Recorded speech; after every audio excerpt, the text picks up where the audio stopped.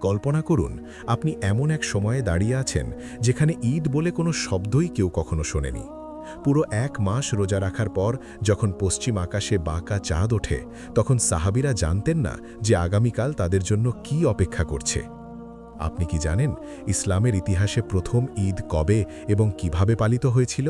আর কেন নবীজি সাল্লাল্লাহু আলাইহি ওয়াসাল্লাম দীর্ঘ ১৩ বছর মক্কায় থাকার সময় একবারের জন্য ঈদ উদযাপন করার অনুমতি পাননি? কেন মদিনার আনসারদের হাজার বছরের পুরনো উৎসব বন্ধ করে দিয়ে আল্লাহ তাআলা মুসলমানদের এই বিশেষ দিনটি উপহার দিয়েছিলেন? আজকের ভিডিওতে আমরা ফিরে যাব ১৪০০ বছর আগের সেই রহস্যময় এবং শিহরণ জাগানো ইতিহাসে, যা আপনার ঈদের আনন্দকে বহু গুণ বাড়িয়ে দেবে। ৬২২ খ্রিস্টাব্দ। মহানবী সাল্লাল্লাহু আলাইহি ওয়াসাল্লাম মক্কা থেকে মদিনায় হিজরত করলেন। মদিনায় পৌঁছানোর পর তিনি দেখলেন এক অদ্ভুত দৃশ্য। মদিনার মানুষ বছরে দুটি বিশেষ দিন পালন করছে, নওরোজ এবং মেহেরজান। সেখানে চলছে জাহিলিয়াতের যুগের ঐতিহ্যবাহী সব আয়োজন, নাচ, গান, জুয়া আর মদ্যপান। নবীজি সাল্লাল্লাহু আলাইহি ওয়াসাল্লাম যখন সাহাবীদের জিজ্ঞেস করলেন এই দিনগুলোর তাৎপর্য কি, তারা জানালেন এগুলো তাদের পূর্বপুরুষদের উৎসব। কিন্তু নবীজি সাল্লাল্লাহু আলাইহি ওয়াসাল্লাম জানতেন এই উৎসবগুলোর সাথে আল্লাহর সন্তুষ্টির কোনো সম্পর্ক নেই। তিনি চাইছিলেন এমন কিছু যা মুসলমানদের আত্মাকে পবিত্র করবে। কিন্তু কি ছিল সেই বিকল্প? আল্লাহ তাআলা তখন কি উপহার পাঠিয়েছিলেন মদিনাবাসীদের জন্য? অবশেষে সেই মাহেন্দ্রক্ষণ আসল। দ্বিতীয় হিজরিতে রমজানের রোজা ফরজ হল।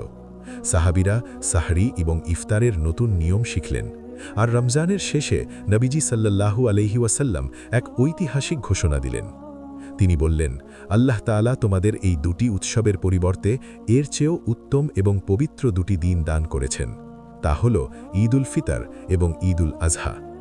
এই ঘোষণা শুনে সাহাবীদের আনন্দের সীমা রইল না। কিন্তু তারা জানতেন না তাদের জীবনের প্রথম ঈদটি আজকের মতো এতটা সাধারণ হবে না। সেটি আসতে চলেছিল এক মহা বিজয়ের সাথে। জানলে আপনার চোখে পানি চলে আসবে। ইসলামের ইতিহাসের প্রথম ঈদটি এসেছিল বদর যুদ্ধের বিজয়ের সাথে। মুসলমানরা জীবনের প্রথম রোজা রেখেছিলেন, আর সেই রোজার ক্লান্তি নিয়েই তারা বদরের ময়দানে কাফেরদের সাথে যুদ্ধ করেছিলেন। আল্লাহ তাআলা তাদের বদরের যুদ্ধে ঐতিহাসিক বিজয় দান করেন। সাহাবীরা মদিনায় ফিরে আসলেন রমজানের শেষে। একদিকে বিজয়ের আনন্দ, অন্যদিকে সিয়াম সাধনার তৃপ্তি।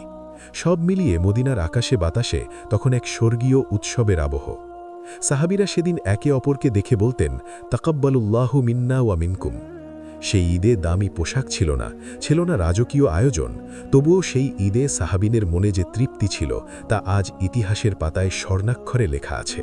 ঈদ উল ফিতর মানে শুধু নতুন জামা বা সেমাই খাওয়া নয়, এটি এক মাসের ধৈর্য আর ত্যাগের পর আল্লাহর পক্ষ থেকে মুমিনদের জন্য এক মহান পুরস্কার। এই দিনটি আমাদের শেখায় ভেদাভেদ ভুলে সাম্য আর ভ্রাতৃত্বের জয়গান গাইতে।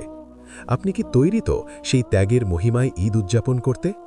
ভিডিওটি ভালো লাগলে শেয়ার করুন এবং কমেন্টে লিখুন ঈদ মোবারক। আর যদি জানতে চান নবীজি সাল্লাল্লাহু আলাইহি ওয়াসাল্লাম কিভাবে ঈদের দিন কাটাতেন, তাহলে আমাদের পরবর্তী ভিডিওটি মিস করবেন না। জাযাকাল্লাহু খাইরান।